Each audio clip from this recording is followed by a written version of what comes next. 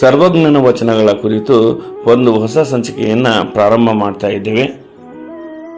ಆ ಎಲ್ಲ ವಿಡಿಯೋಗಳನ್ನು ನೀವು ನೋಡಬೇಕಾದ್ರೆ ನಮ್ಮ ಚಾನಲ್ನ ಹಿಂದೆ ಸಬ್ಸ್ಕ್ರೈಬ್ ಮಾಡಿಕೊಳ್ಳಿ ಹಾಗೂ ಬೆಲ್ ಬಟನನ್ನು ಒತ್ತಿರಿ. ಇದರಿಂದ ನಮ್ಮ ಯೂಟ್ಯೂಬ್ನಲ್ಲಿ ಈ ಸರ್ವಜ್ಞನ ವಚನಕ್ಕೆ ಸಂಬಂಧಿಸಿದಂತಹ ವಿಡಿಯೋಗಳನ್ನು ಅಪ್ಲೋಡ್ ಮಾಡಿದಾಗ ನಿಮಗೆ ನೋಟಿಫಿಕೇಷನ್ ಬರ್ತದೆ. ಇದರಿಂದ ನೀವು ಹೊಸ ವಿಡಿಯೋವನ್ನು ನೋಡೋದಕ್ಕೆ ಅನುಕೂಲವಾಗ್ತದೆ. ಜೊತೆಗೆ ಈ ಒಂದು ವಿಡಿಯೋವನ್ನು ಸಂಪೂರ್ಣವಾಗಿ ನೀವು ನೋಡಿ ಈ ಒಂದು ವಿಡಿಯೋವನ್ನು ನೀವು ಲೈಕ್ ಮಾಡಿ, ಹೆಚ್ಚು ಜನರಿಗೆ ತಲುಪುವಂತೆ ಈ ಒಂದು ವಿಡಿಯೋವನ್ನು ಶೇರ್ ಮಾಡಿ. ಇದರಿಂದ ನಮಗೆ ಹೊಸ ಒಂದು ವಿಡಿಯೋಗಳನ್ನು ಮಾಡೋದಕ್ಕೆ ಸ್ಫೂರ್ತಿ ದೊರೆಯುತ್ತದೆ ಅಂಥೇಳಿ ನಾನು ಇಲ್ಲಿ ಹೇಳ್ತಾ ಇದ್ದೇನೆ. ಧನ್ಯವಾದಗಳು.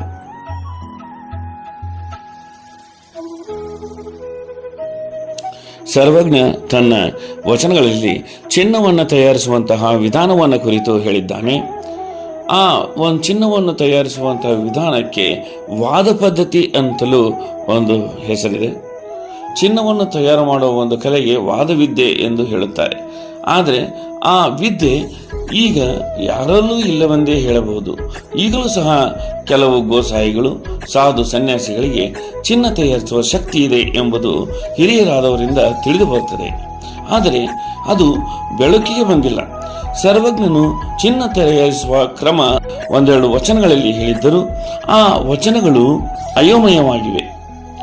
ಚಿನ್ನ ತಯಾರಿಕೆಯು ಸಾಮಾನ್ಯ ಮಾನವರು ಯಾರಿಂದಲೂ ಸಾಧ್ಯವಿಲ್ಲವೆಂಬ ಅರ್ಥವೇ ಈ ವಚನಗಳಲ್ಲಿ ತಿಳಿದು ಬರುತ್ತದೆ. ಚಿನ್ನ ತಯಾರಿಸಬೇಕಾದರೆ ಕೈಯಲ್ಲಿ ಸ್ವರ್ಣರೇಖೆ ಇರಬೇಕೆಂಬ ಸಿದ್ಧಾಂತವೂ ಇದೆ. ಆದರೆ ಈ ಸ್ವರ್ಣರೇಖೆಯ ರೂಪರೇಷೆಗಳ ಬಗ್ಗೆ ಸರಿಯಾದ ವಿವರಗಳು ದೊರಕುವುದಿಲ್ಲ. ಈ ಸ್ವರ್ಣರೇಖೆಯು ಮಹಾಮಹಿಮರಾದಂತಹ ವೇಮನ ಯೋಗಿ ಕೈವಾರ ನಾರಾಯಣ ಪರಂತವರ ಮಹಾತ್ಮರಿಗೆ ಇತ್ತೆಂಬುದು ಇವರ ಚರಿತ್ರೆಯಿಂದ ತಿಳಿದು ಬರುತ್ತದೆ. ಈ 21ನೇ ಶತಮಾನದಲ್ಲಂತೂ ಚಿನ್ನವನ್ನು ತಯಾರಿಸುವ ಶಕ್ತಿ ಯಾರಿಗೂ ಇಲ್ಲವೆಂಬುದು ಮಾತ್ರ ಸತ್ಯ. ಚಿನ್ನ ತಯಾರಿಸಲು ಹೋಗಿ ಹಲವಾರು ಜನ ತಮ್ಮ ಪ್ರಾಣಕ್ಕೆ ಕೂತು ತಂದುಕೊಂಡಿರುವಂತಹ ಘಟನೆಗಳನ್ನು ನಾವು ಮಾಧ್ಯಮಗಳಲ್ಲಿ ಕಂಡೇ ಕಾಣುತ್ತೇವೆ.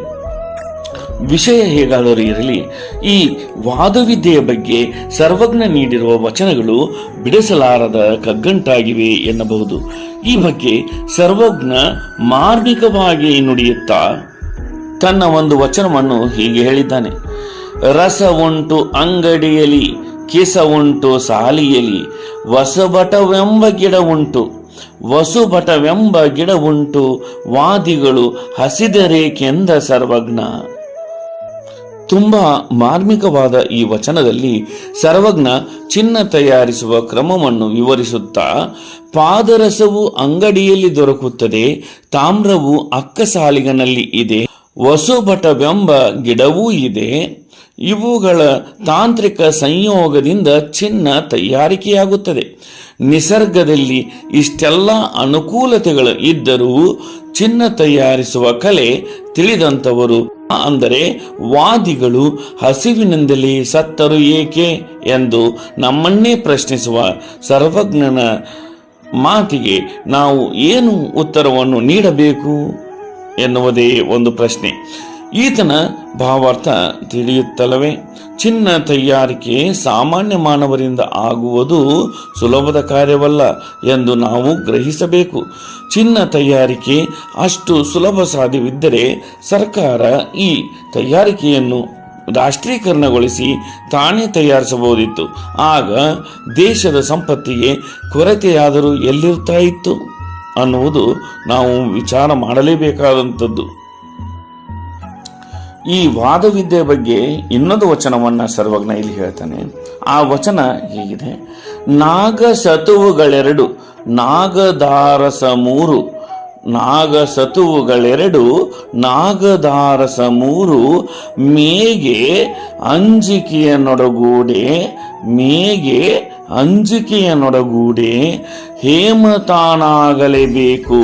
ಹೇಮ ತಾನಾಗಲೇಬೇಕು ಸರ್ವಜ್ಞ ಅನ್ನುವಂತಹ ಇನ್ನೊಂದು ವಚನವನ್ನ ಇಲ್ಲಿ ಸರ್ವಜ್ಞ ಹೇಳ್ತಾನೆ. ಇದು ಸಹಿತ ಬಹಳ ಮಾರ್ಮಿಕವಾದಂತಹ ಒಂದು ವಚನ ಆಗಿದೆ ಅಂತೇಳಿ ನಾವು ಹೇಳ್ಬೋದು.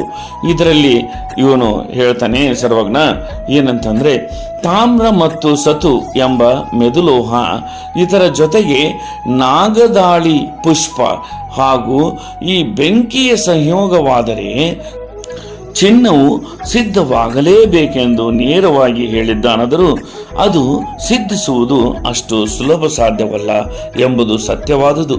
ಚಿನ್ನ ತಯಾರಿಸಲು ಹೋಗಿ ಅಪಾಯಕ್ಕೆ ಸಿಲುಕಬಾರದು ಎಂಬ ಎಚ್ಚರಿಕೆಯನ್ನು ಸರ್ವಜ್ಞ ಜಗತ್ತಿಗೆ ನೀಡಿದ್ದಾನೆ ಎಂಬುದನ್ನು ಇಲ್ಲಿ ನಾವು ನೋಡಬಹುದು.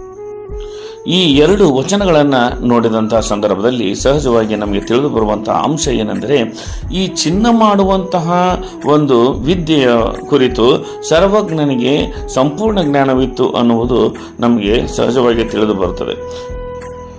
ಇಲ್ಲಿಗೆ ಚಿನ್ನ ತಯಾರಿಸುವಂತಹ ವಿಧಾನವನ್ನು ಕುರಿತು ಸರ್ವಜ್ಞ ಹೇಳಿರುವಂತಹ ವಚನಗಳ ಒಂದು ವಿವರಣೆ ಮುಕ್ತಾಯ ಆಗ್ತದೆ.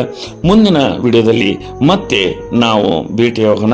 ನಮ್ಮ ವಿಡಿಯೋಗಳನ್ನು ಇದೇ ರೀತಿಯಾಗಿ ಸಂಪೂರ್ಣವಾಗಿ ನೋಡಿ ಮತ್ತು ಈ ಒಂದು ವಿಡಿಯೋಗಳನ್ನು ಲೈಕ್ ಮಾಡಿ, ಶೇರ್ ಮಾಡಿ ಹಾಗೂ ಹೆಚ್ಚು ಹೆಚ್ಚು ಜನರಿಗೆ ಇದನ್ನು ತಲುಪುವಂತಹ ನಿಟ್ಟಿನಲ್ಲಿ ನಮಗೆ ಸಹಕಾರವನ್ನು ಮಾಡಿ ಅಂತ ಹೇಳ್ತಾ ನಮ್ಮ ಈ ಒಂದು ವಿಡಿಯೋವನ್ನು ಮುಗಿಸ್ತಾ ಇದ್ದೇವೆ. ಧನ್ಯವಾದಗಳು.